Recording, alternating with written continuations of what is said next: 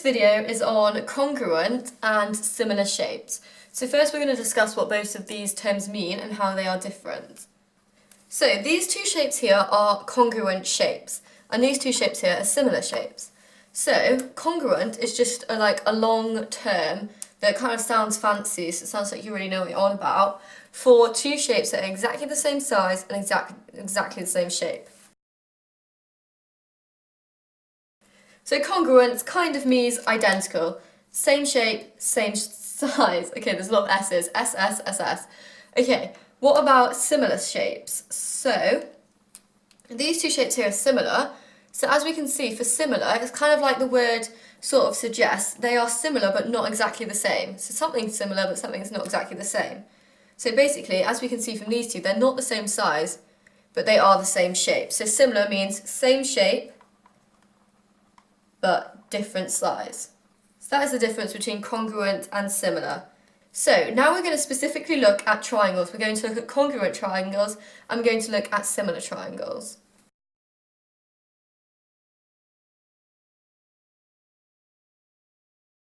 So first of all, let's take a look at congruent triangles. So first of all, if we think of the term congruent triangle, we know that this term congruent means identical, and the same shape and the same size. So when we say congruent triangle, we mean same shape and same size triangle. So an identical triangle, pretty much.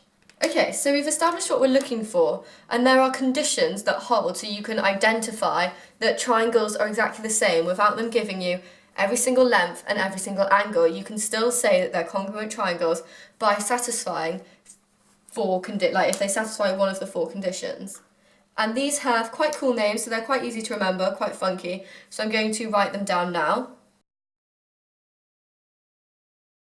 So if I draw two triangles and they satisfy one of these four conditions, which I will explain, then we know that they are congruent. So first of all, let's look at an example of SSS. So it's helpful to say what the letters stand for. So S stands for side, A stands for angle, and then R stands for right, and H stands for hypotenuse. So it's quite self-explanatory, like when you're thinking about a triangle.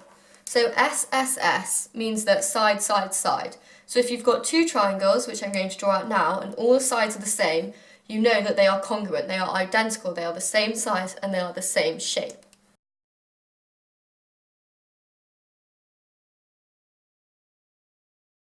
So here we have two triangles that are as identical as I can draw. So we're just saying, are these two triangles congruent and do they satisfy one of these conditions? Because if so, they are. And we can see that each of these sides are the same length. So we've got one side is 5, next side is 6, next side is 7. So that satisfies the condition of congruence, SSS, that the three sides of the triangle are the same. So we can confirm that these two triangles are congruent.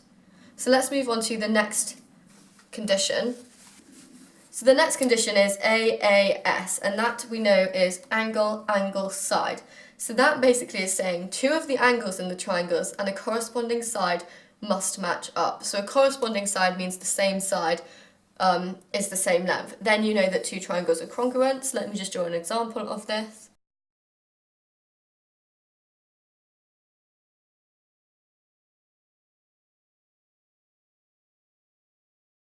So here we have the condition AAS because we have two angles that are the same and the corresponding side. So the side next to the 40 degrees, so the same side in each triangle. So even though this one turned upside down, it is identical. It has the same shape and the same size, and we know that because it satisfies the condition, two angles and a corresponding side.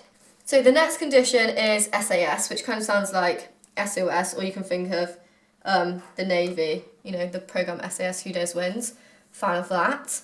And that is side, angle, side, but because it's in the middle, it's the angle between the sides you have. So if I draw an example out of this, that will make more sense. So we might be given a picture of two triangles that look like this and asked, are they congruent triangles? And we know that yes, they are, because they satisfy this condition, SAS, where you have one angle and the two sides that kind of sandwich the angles. You have an angle sandwich. So this last one stands for right, hypotenuse, side. So the right stands for right angle, hypotenuse and side. So I'm going to draw an example of that.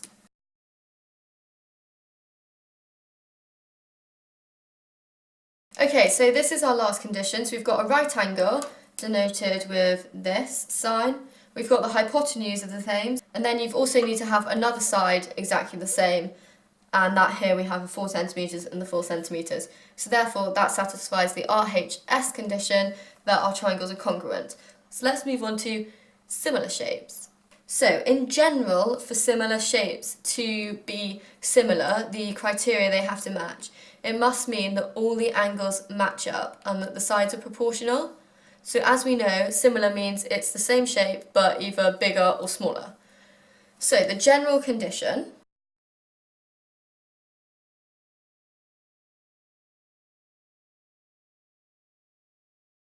So proportional means that if one length is twice as big, that means all the lengths are twice as big. Or if it's 3 times as big, so it has a scale factor, a number that it can be multiplied by that works for all of the lengths. So all of the angles have to be the same and the sides proportional. But what if we're talking about triangles? How do we know if triangles are similar? And there are 3 ways we know this, so I'm going to write those out.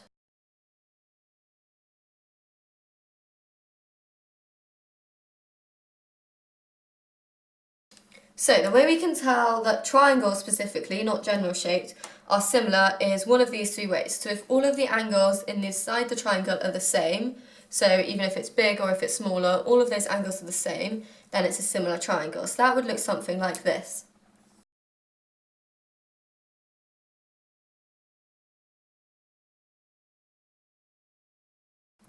So here we have 2 triangles. So this one, as you can see, is bigger than this one, but all the angles inside are exactly the same, so therefore you know that it's a similar triangle, so it's just a smaller version of that triangle. What about number 2 is that all sides are proportional, so not the same but proportional, so they have some sort of rule that works for every single side.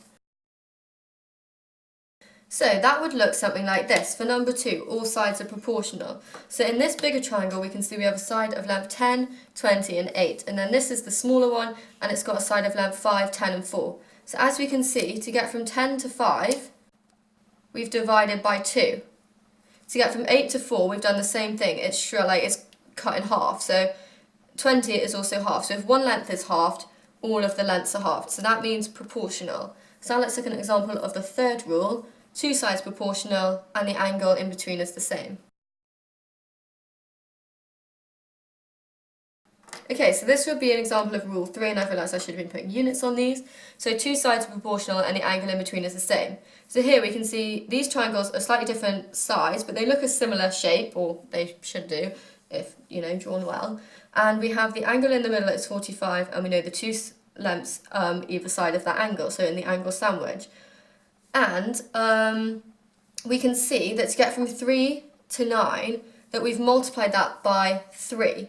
And to get from 6 to 18, we've done the same thing. We've scaled it up by 3. So those lengths are proportional. So the 2 sides are proportional, those 2 are proportional to these 2, and the angle in the middle are the same. So therefore we can conclude that these 2 triangles are similar triangles. Now we're going to move on to some exam questions.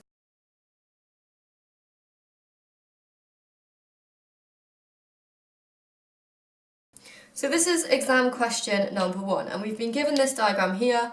These 2 lines are parallel, that's what those arrows mean, and it's saying calculate ED and EB. So first we're going to start by looking at ED. So we're going to be looking at similar triangles here because, as we can see, you kind of have to see in shapes and not in maths.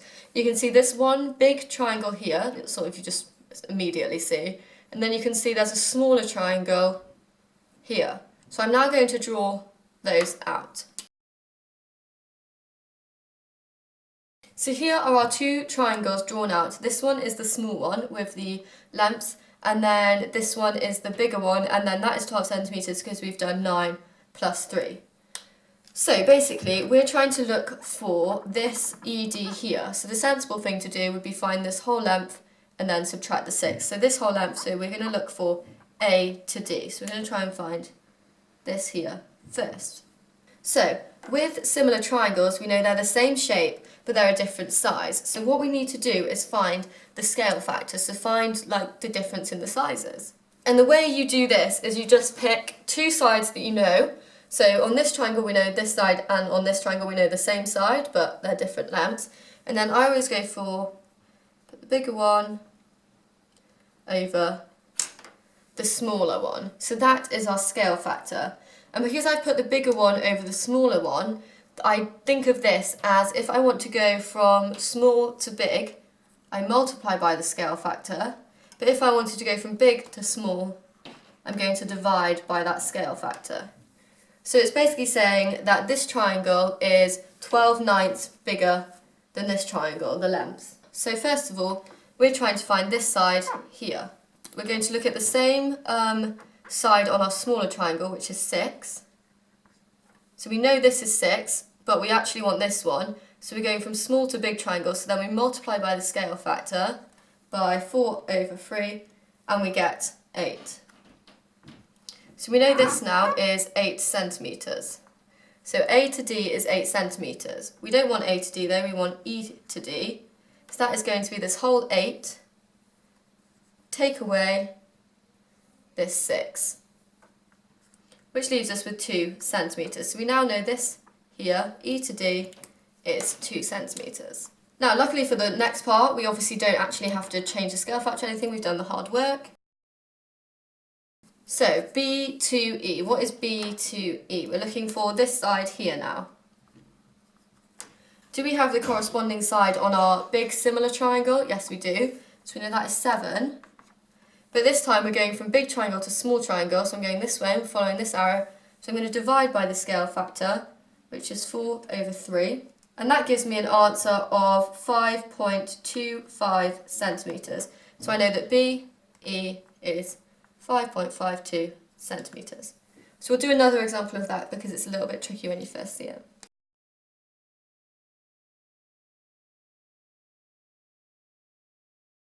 Okay, so here we have our next exam question, and we have the sketch, and it's asking us to calculate CE and BC, so this length here and this length here.